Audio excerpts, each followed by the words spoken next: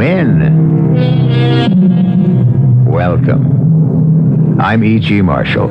All peoples have their separate legends, their superstitions, and their fears. Julius Caesar once said that all Gaul is divided into 3 parts. But whatever their political alignments, the Gallic people shared their legends in common, and none more persistent and accepted than the belief in the second sight. Usually called a gift, but one wonders if perhaps it is far more the reverse of that. No. Is it Ruth? What? Oh, Granny, Bridget, I must have fallen asleep. But what was troubling you in the dream? Oh, Granny, it was terrible. They were topping a big redwood on Peakman's Hill. And Jason swung over on his rig to crosscut with Red Pelly. He was trimming away some branches with a small chainsaw when all of a sudden he sheared right through his support line. And I saw him fall like a stone, clear down into the ravine. Oh, it was awful, Granny. It was just like I had seen it with my own eyes. Oh, Granny, don't cry. It was only a dream, love. Oh, don't I wish it were, child?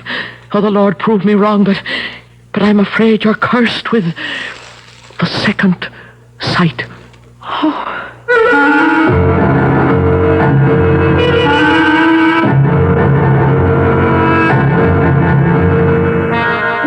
Our mystery drama, The Unearthly Gift, was written especially for the Mystery Theater by Ian Martin and stars Betsy Palmer. I'll be back shortly with Act 1.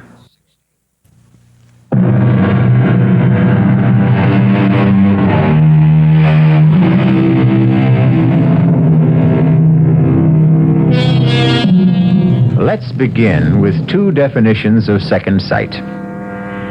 The unearthly capacity to see things impossible for ordinary people to see, or the ability to foretell events in the future from the shadows they cast before them. A talent bequeathed to a large, raw-boned, and rather plain girl called Ruth Ann Mitchell. She and her grandmother, Bridget Carney, are the only women at a lumber camp high in the Bitterfoot Range, which sprawls across Idaho, Washington, and half of British Columbia. Ruth and Granny cook and keep house for the lumberjacks. And what can I say, Mamselle? And Granny, we feel very bad, especially Big Red. He was up there with Jason. I told him 100 times to use a double rig, but he never wanted to listen.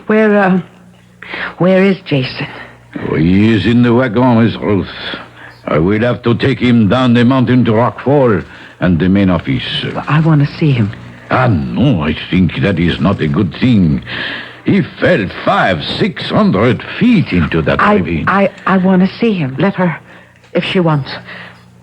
Now, you'll hurry back? Yeah, just as soon as I'm sure Jason gets a burial befitting him. You've got room to take me, Frenchie. Mais oui. If you are sure you must. It's what I owe him. Not enough, but all I can do. Oh, Granny, if I knew, why couldn't I have stopped it? How can you hold back the hand of God, child?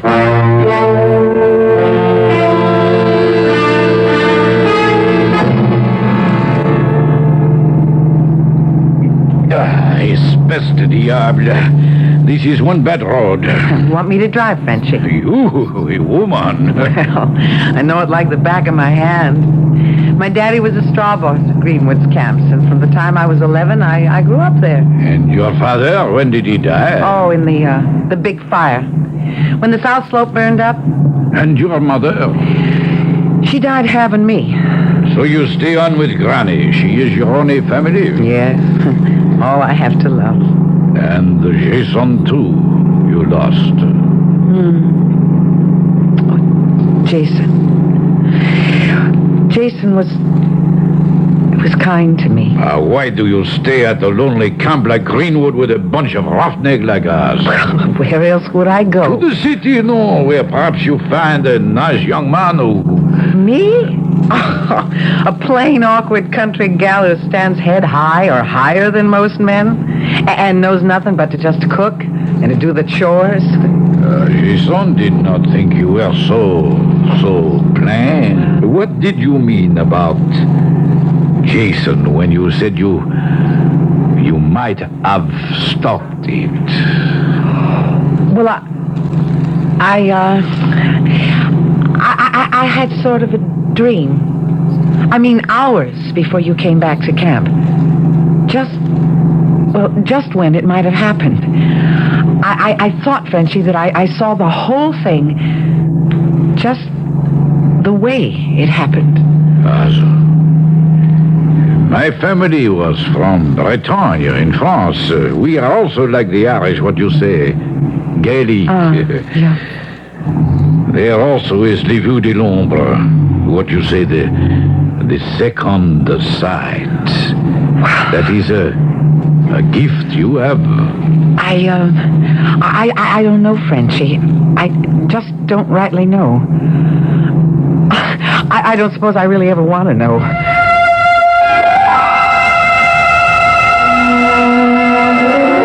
Pardon me, ma'am. You Miss Mitchell? Yes, I am. I'm Tim Farrell, new Jack for Greenwoods. Told me down at the office I'd be riding up the mountain with you. Well, that's right, Mr. Farrell. They're just gassing up the old Jeep. Have you got your gear ready? Most of it. What you see on me? My duffel bag and axe are right there by the pumps. Well, then I guess we're ready to go. Except first, I guess I should say howdy. Ain't used to shaking hands with a lady, but put it there.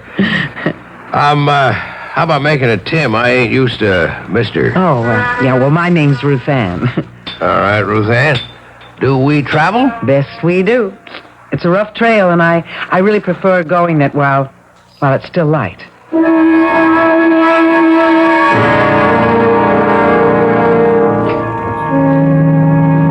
This old Jeep handles real nice.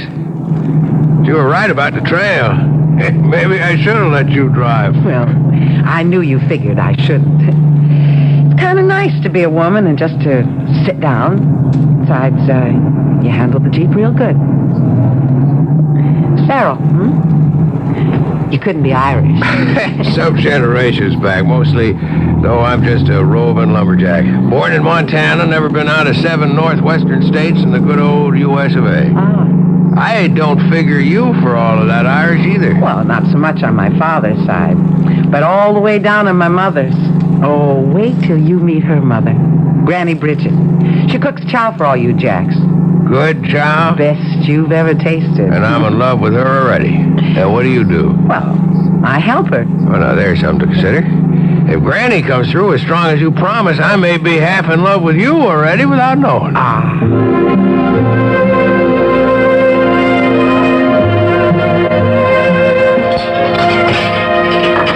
Now, that Tim Farrell you brought back here 3 weeks ago.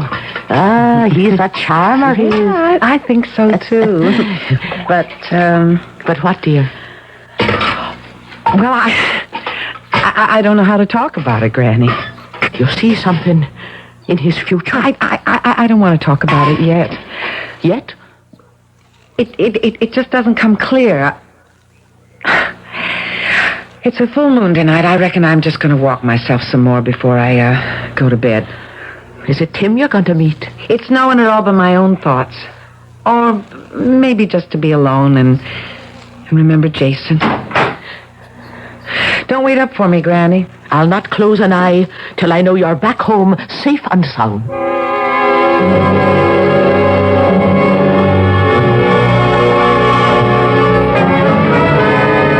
Real pretty moon, ain't it, Ruth? I suppose, Big Red. I kind of hope you figure like I do that it ain't hung up there for nothing. Don't look to me. I'm not your woman. Not now, or ever could be. You'd still shuck me off even with Jason gone? Or with Jason here. You and me have nothing for each other. And don't you make no move to me. even with Jason not here to stand between us. Big as you are, you think you could hold me off if I really had a mind Look, to? Red, I hope I don't have to try. I don't guess you'll have to, Ruth Ann, as long as there are three of us. Who asked you here, tenderfoot? Put out. If I'm not wanted. Ruth Ann? Let's just not make no fuss, all right? I'm on my way back to bed anyways. Good night. Why don't you mind your own business, Farrell? I was about to ask you the same question. I'm warning you. You're new on this crew. Don't ask for any trouble. I don't.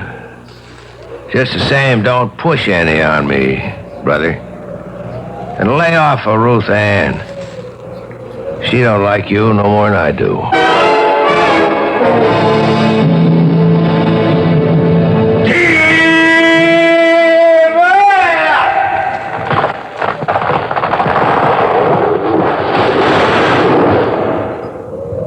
Hey, gal, she come down to whoop so bad, eh? That even. No sight more beautiful, no sound nearer the heart. When you start stripping your big red and me, we cut out the next big tumble, huh? Okay.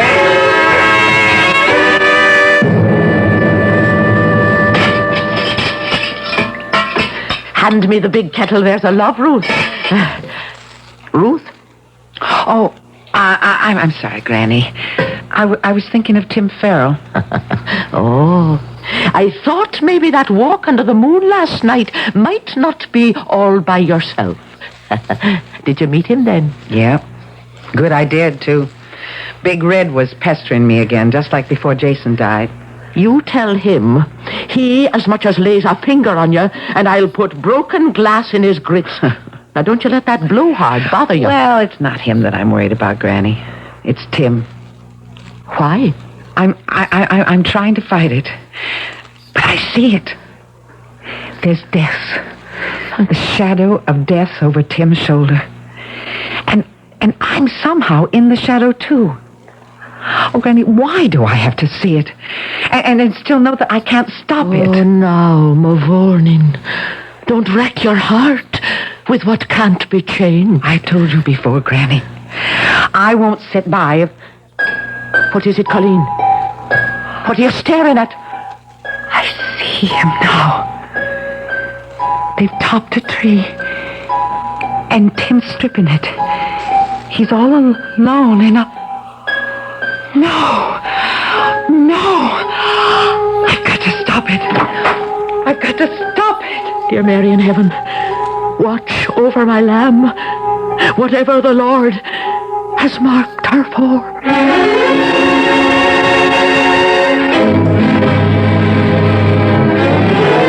In silent supplication, an old woman prays for the one person she has left to love. A tortured girl with a terrible and unasked gift. What has that inner eye revealed to Ruth Ann as she races up the lumber trail to try to stop whatever threatens Tim Farrell? I'll be back shortly with Act 2.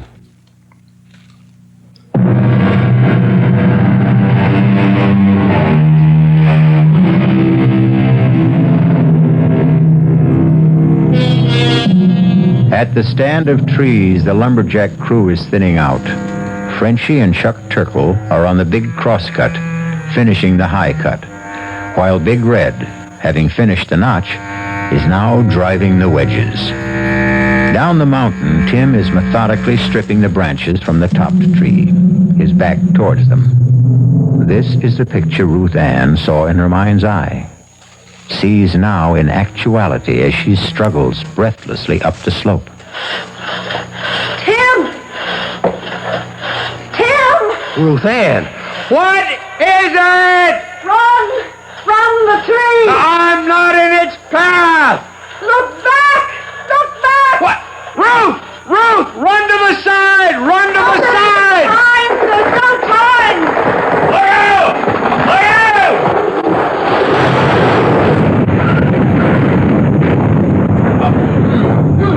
Oh, I sure would never want one closer than that. You are right, Ruth Ann. You covered me with your body. You risked your life to try to save me. I can't figure why we're not playing pulp. That tree was headed straight for where I was standing. What What made it turn aside just far enough to miss us? The hand of God. Miss Rose, Tim, how are you, Doc? No, it's all right, Frenchie. I don't know what happened. Fall path was set for 45 degrees off your line. That no good tree. Sure you ain't neither of you hurt? I, took a pretty good lick across the back from one of the branches. No, don't move, Tim. No, I can't keep lying on you. I know Miss Ruth is right. Charlie has gone for the stretcher crew. Don't move till they are here. Yeah, but I can't keep lying. I don't mind, Tim.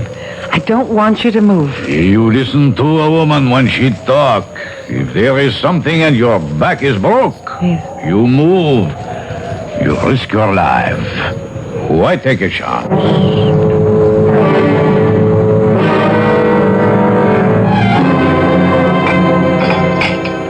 Well, that was a powerful good bowl of soup, Ruth Ann. I'm glad you liked it.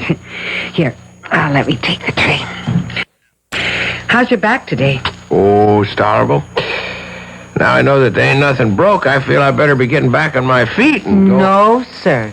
You just stay right where you are till the doctor says that you can rise. Ruth Ann, tell me something. If I can. Where were you going when you come up the mountain that day? Why do you ask? I don't know. I had the feeling. I mean, they hadn't even yelled timber before you seemed to know that was a maverick tree, and it wouldn't fell right. Well, maybe it was just intuition. I was born and bred in tree country and around camps, and I've got to get back down. Granny needs my help. Ruth Ann, Yeah. I want to thank you for saving my life. Well, if I had anything to do with it, I'm glad. Maybe someday I can find a way to make up for it.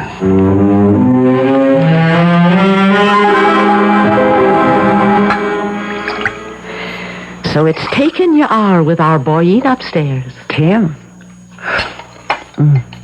Well, he saved my life. I thought it was t'other way around. I mean, well, the branch he took across the shoulders would have caught me right across my neck, Granny, and snapped it like a chicken's. He's a good lad. Are you in love with him? Tim's not for me, Granny. Or any man. Oh, now, Makushla. What makes you say the like of that? You know, Granny, I don't want the gift, but I can't escape it. It's like a lead weight around my neck. Or around my heart. Did my mother have it? Kathleen? Yes, she did. And did she know about my father? Not before she married him, or she would never have married him. It never comes till we're well out of our teens. But, Granny, did she know that he was to die so young? She knew. And about herself? She knew that, too. And knowing that I would kill her in childbirth, she still went ahead and had me? Now, there's always the chance the good Lord will change his mind. Look at you and Tim. Only he hasn't. What? Granny, I wish I could see it clearer. I stopped it once, but I don't know if I ever could again. Tim wears the shadow of violent death like a collar. And somehow I'm the one who's hanging it there. Oh, Granny. Granny, I don't know what to do.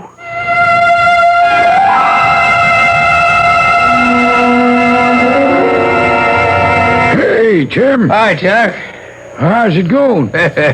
Well, I reckon I'm about ready to come back and pull my weight. I'm getting tired of just chopping firewood. Yeah, it's putting you back in shape, though. I hope. You sure are one lucky tree, Jack. When that big old tree kicked around and started to fall out of line, you was dead at its tracks. And then we seen Ruth Ann throw up her hands, and by Dad, if we both couldn't swear on a stack of Bibles, that old tree didn't just veer off to the left, so she just missed you. I guess the wind caught her. It must been. Though I don't rightly remember any wind that day. Chuck, I want to ask you if you remember something else about that day. Well, sure, ask away. You and Frenchie were making the saw cut. But Big Red cut the notch, and he was setting the wedges. Right? Oh, yeah? And that tree was lined up to fall due south? Yes, sir, Tim, that was the line. And you know I was working away on the east, 45 degrees pretty near out of the fall line. Oh, yes, you were for sure, Tim. Then how come she turned so out of line? Well, now, sometimes you'll get a tree that has a real tough core or twister on you. You or Frenchie ever had that happen to you before?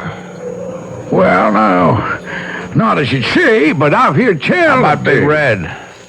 Well, you'd have to ask him. Doesn't he go around bragging he can fell a tree on a dime and he ain't never missed? Well, I have heard him say that, but... Yeah, well, maybe I just will go ask him. Look here, Tim. You better watch your step. You get him riled up. Big Red is bad medicine.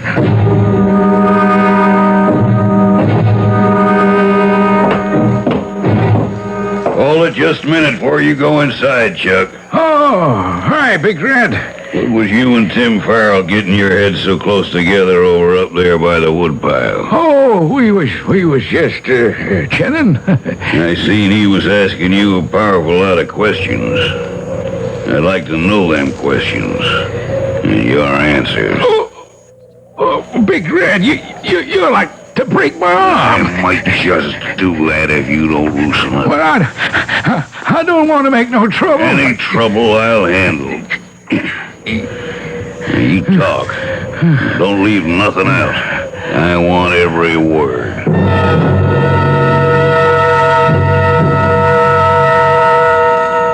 Now, don't take on so, girl. You're in love with the boy. It's that, isn't it? Yes, Granny. I am in love with Tim. But that's only a little part of it. Now, don't be too sure.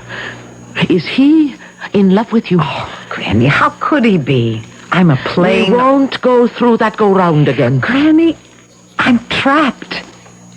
First of all, I have the vision that all I bring Tim is danger. And second, well, if I want him to love me, how can I be sure that I'm not using the power to make him? I brought you some fresh wood for the stove. Hey, did I break in on something? Sure not at all, Tim. How are you feeling now? Oh, I guess I'm about back to where I was, thanks to Ruth Ann. You'll excuse me, Granny Bridget and Ruth Ann. But I got a little business here, can't wait. You get yourself out of my kitchen, Red Pilly, and all your riff-raff with you. Not till something gets straightened out. Well, speak up and go. I'm talking to you, Farrell. And this time you ain't hiding behind any skirts. Chuck Turkle here tells me you're bad-mouthing me. Trying to say I dropped a tree across your back. I hadn't faced you with it yet. I wanted to get some more proof. But so long as you fetch the issue, that's what I have in mind. Glad you laid it on the table. Now, Red, why you do this? Why you trying Shut up, to... Frenchie. I'll handle this. Mr. Farrell, I'm calling you out. Pick your weapon. Knives, axes, peavy poles, or just bare hands. You and me's got a claim to settle. A claim? Well, let's just call it a plain falling out. Don't pay him any heed. You Tim. keep out of this, Ruth Ann. Indeed, I won't. You're like a bunch of children, except that you're playing with lives. Ruth And Ann, maybe I want to be called out. I'll stand no nonsense like this in my kitchen. Near under 50 years I've served this camp, and I've never tolerated brawling in my kitchen. So you'll all take yourself out of here before I... Granny. Come on, get no back, you old kids. Give us some air. Ruth Ann, is it her heart? I don't know. I've never seen Granny sick before. Frenchie, We wish you to. go bring the wagon. We're taking her to town and the nearest doctor. Now, you speak well. I bring the wagon to the door. Granny? It's nothing. It's just a little fainting spell. Oh, darling. Maybe I'm getting too old for so much excitement. Where's Ruth? Oh, now I'm right here beside you. Put your arms around me, Makushla. All right, now the rest of you stand back. Don't crowd him. Move back there. I'm still crowding you, Farrell. Not now, Big Red. There's a time for everything. Yours and mine will come. Name it. When I take Ruth Ann and Granny Carney down the mountain and make sure Granny has proper care, I'll be back. With Ruth Ann? That's up to her. If I had my If way... you're coming back, Tim, I'm coming too. Why? There are 45 lumberjacks that still got to be fed till other arrangements are made. Granny will insist on that, and then... Then what?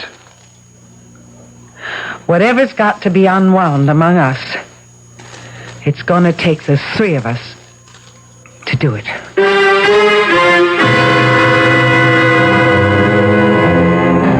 How much does Ruth's second sight now see of the future? How much can she affect it? And how? Is the shadow of what's to come going to engulf her, or can it be dispersed and blown away? Is the unearthly gift something that can prevail against earthly circumstance? We'll return shortly with Act 3. This is WBBM Chicago News Radio 78.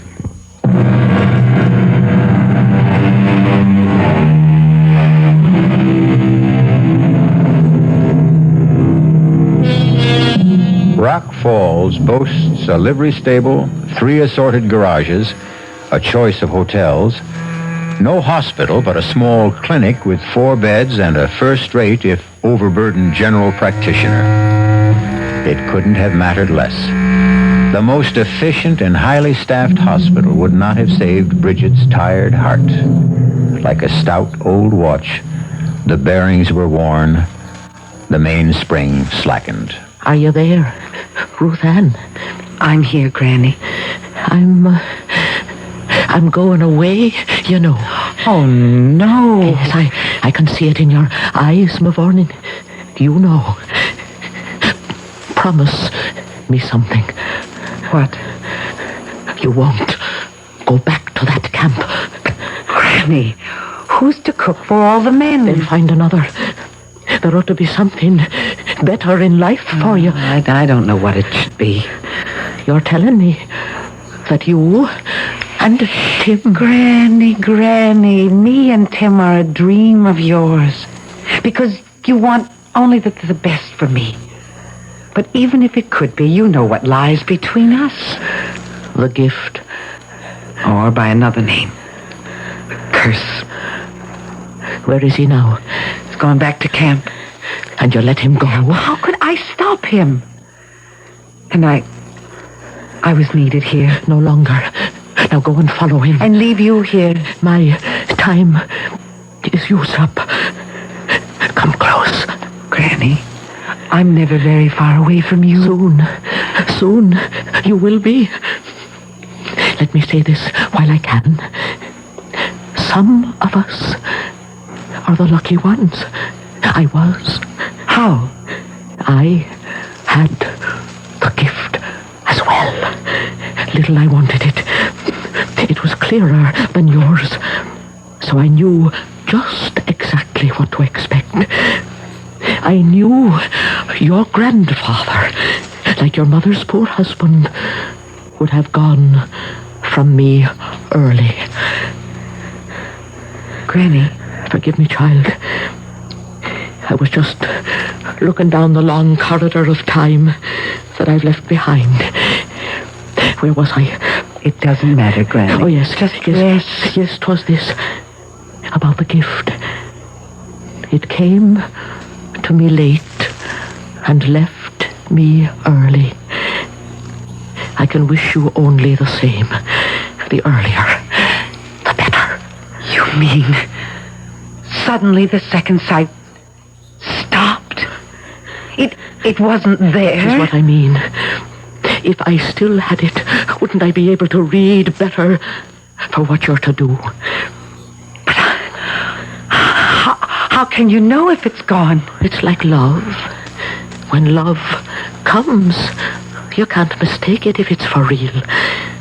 And when the gift goes, you'll know it. Just as sure. I love you, Ruth Ann. My love shall make you free. Granny. Granny? Oh, Granny. What will I ever do without you?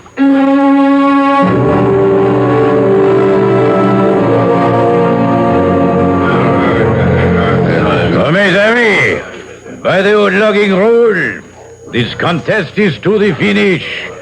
By selection of both contestants, there is no weapon but the human hand. First, I ask each if they must fight.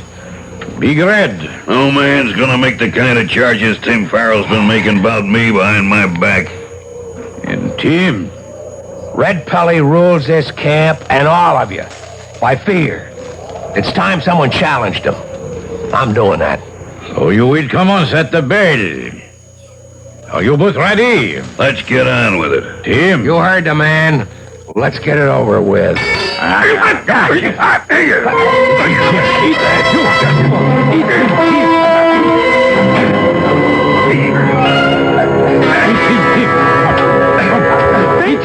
What's going on?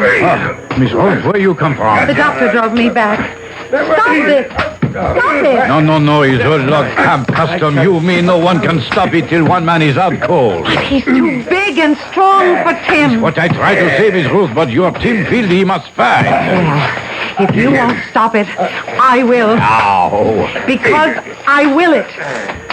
Like this. Okay, Tenderfoot. Now I'm gonna stomp the living hell out of you. I'm not asking no mercy.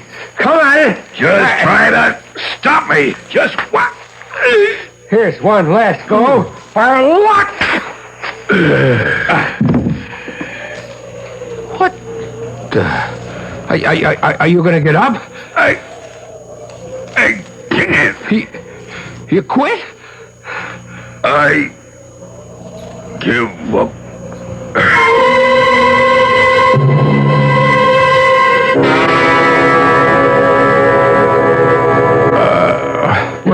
Just take it easy. You're all right. Ruth? Yes? Boy, it seems like I've been here before. Now that Granny's gone and you're okay, I'm going away. Well, if that's what you want, you've got your own life to live. My own life. I ain't got the right to say it, but I was sort of hoping that we'd be sharing it. But I got nothing to offer a woman yet. We're just not for each other, Tim. Don't you know? I'm a shadow over you. That it's through me that you're risking your life. Appears to me it's through you it keeps getting saved. Twice. The legend is the third time round fate has to take its course. There's another cook here now, and I'm not needed. Forget me, Tim. Please, just forget me. Look. Sorry, Excuse me, Miss Rose. Hey, how you feel, champ? Huh? I feel like I got run over by a bulldozer. It'll mend. Something else won't, eh? In the inside. Why did you make Miss Ruth cry? It's kind of the other way around, Frenchie. I guess I took a wrong notion. I wanted to marry that girl. But she does not want to marry you? That's right. Did she say why? I don't know. She got some kind of crazy notion. She's a hex for me. If she say that, then it is one big shame. She must be bad medicine for you. She knows. How? She has le don, the gift. She can read the future. Oh, come on. It is true. How do you think that big tree missed you that day? And now you make Big Red cry, Uncle. The heck with superstition, that's no real problem. What is a problem is that a man needs money to marry. And what do I have to offer? What? Big Red. I was just dragging what was left of me in here to say you whipped me fair and square and the best man won. You say you're leaving? I'll be on my way by tonight. Frenchie, what was that I heard him saying about he wanted to get hold of some money? The poor devil. He wanted to get married, but he has no stake yet. So he wants money real bad, huh?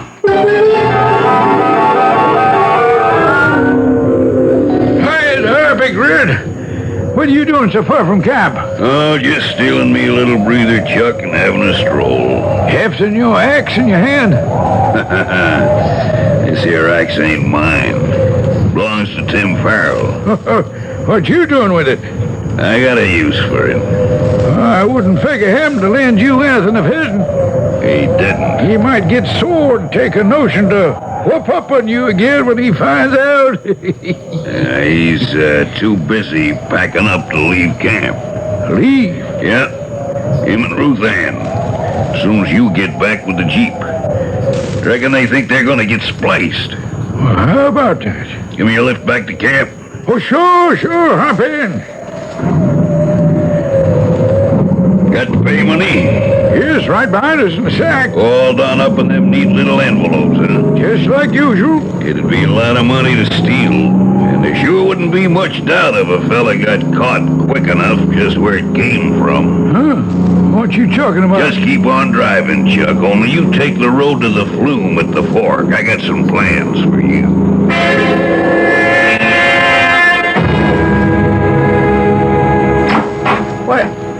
What are you doing with my gear, Red? Oh, why, I was just gonna carry it out to the Jeep for you. I'll handle it myself. What's the Jeep doing outside there? Where's Chuck? I reckon he took the payroll over to the straw boss. You drawing yours? No. And we'll ride over there and pick it up before I drive you and Ruth Ann down to town. She's coming with us? As if you didn't know.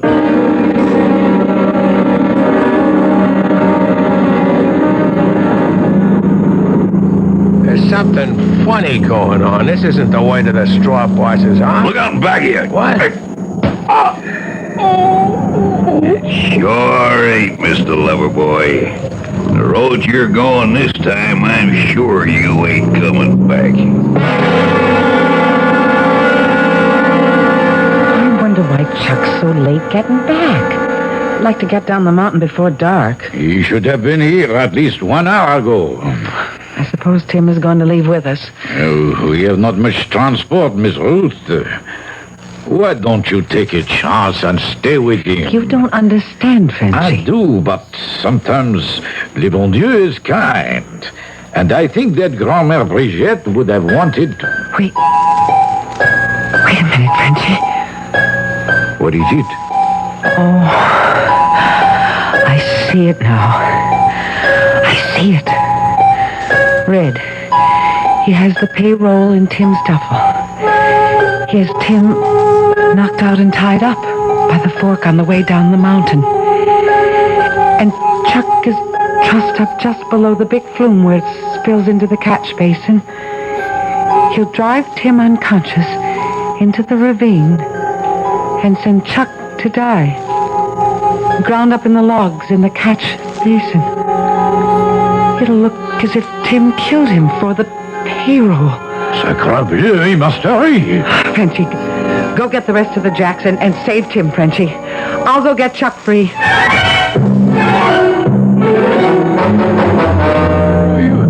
You crazy, Red? Like a fox, Chuck. Ain't no woman gonna make a sucker out of Red Pelly. She turned me down for Jason. Well, I took care of him. Climb. Climb? Up to the sluice? Why? I'm sorry, Chuck, but I gotta set this up just right. What are you going to do with Tim's axe? I'm gonna bury it right in your skull, Chuck, so nobody has any doubts as to who. Oh, no. No, you're not, Red. Ruth Ann, how'd you get up here? Many's the time as a kid when the logs weren't running, I've shooted down the flume. From the camp right to this station. Oh, I knew I had to move fast to stop you. You can't. It's too late. I've burned all my bridges behind me. Now, worst of all, it's got to be you, too. Oh, but you can't touch me, Red. I have the gift. The gift? I turned the tree aside to save Tim, and I held you back from stomping him. All with the help of God, and now I'm going to stop you again. Run, Chuck. Run. But you... No, he can't touch me. I'm sorry it has to be this way, Ruth Ann. From the beginning, when you first come, you was all I wanted. But you turned me down. What are you doing? I'm going to open a sluice gate. There's 600,000 board feet of logs already on the way down, and we're going with the first that comes. If I can't have you, no one else can. Hey, you hear me? I hear you. You touch Ruth Ann, I'll kill you. Ain't none of the three of us going to stay alive. Come on up. You put down that axe, Red. Until I take your fight. Go, Ruth Ann. Give me room, Frenchie. I've got his feet. Damn your hide, I'll split your skull. Watch him. He has your axe. Hang on, Ruth. I've got a peavy pole. All right, Red. You want to give up? Won't you? If he tried, we have too many. Stay over the platform, Frenchie. We need room. Hey, damn you! Oh, you fight me! Let go of the peavy, Tim. He'll drag you with him.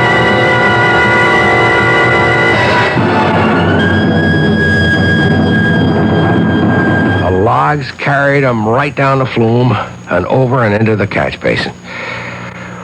He was ground to pieces. I'm sure glad you're safe, Annie. Are you still going? Well, Red is dead, but nothing between us has changed. One big thing is, What? when I thought I had the power to stop Red, I found I didn't, Tim. I just had to rely on myself and hang on to the axe that he was trying to swing down on you. Are you telling me? The gift's gone. I don't have to be afraid anymore. It's a new life. It sure is. What did you call me back then? Annie. That's a new name for a new life. And the one that's gonna be my wife's. Come on, Annie Farrell. Kiss me, if you like the name. Anything you want to give me, it's just exactly what I like.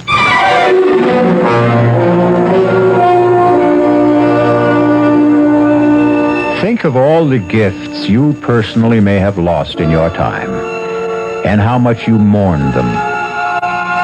Then think of the dread, oppressive gift that Ruth Ann lost, and celebrate it with her. Sometimes I do have stories to tell you that end with that fond, childish phrase, and so they lived happily ever after. I'll be back shortly.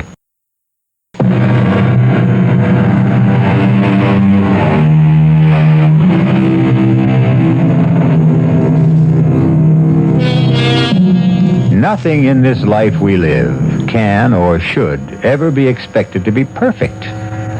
We can only wish and hope that as a sizable clutch of feral offspring arrive and grow, that not too many of the girl children will be afflicted or blessed with the gift. It all depends, doesn't it, on how bright and dark our separate futures may be. For myself, either way, I'd rather not know. Who needs to live for more than today? Our cast included Betsy Palmer, Carmen Matthews, Mason Adams, Jackson Beck, and Ian Martin. The entire production was under the direction of Hyman Brown. And now, a preview of our next tale. He must have been going 60 miles an hour on that road. The speed limit there was only about 30. They haven't arrested him, have they? No.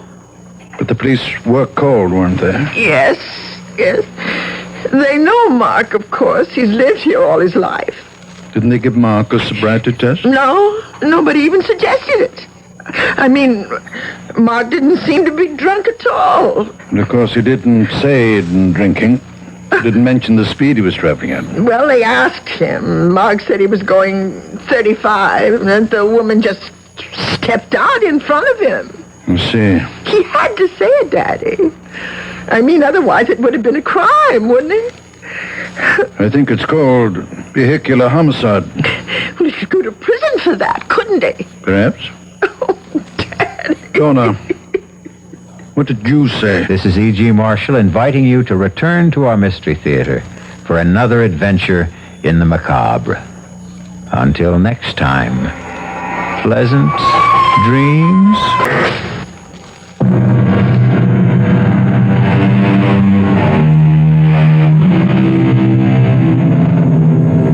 WBBM News Time, 11:24.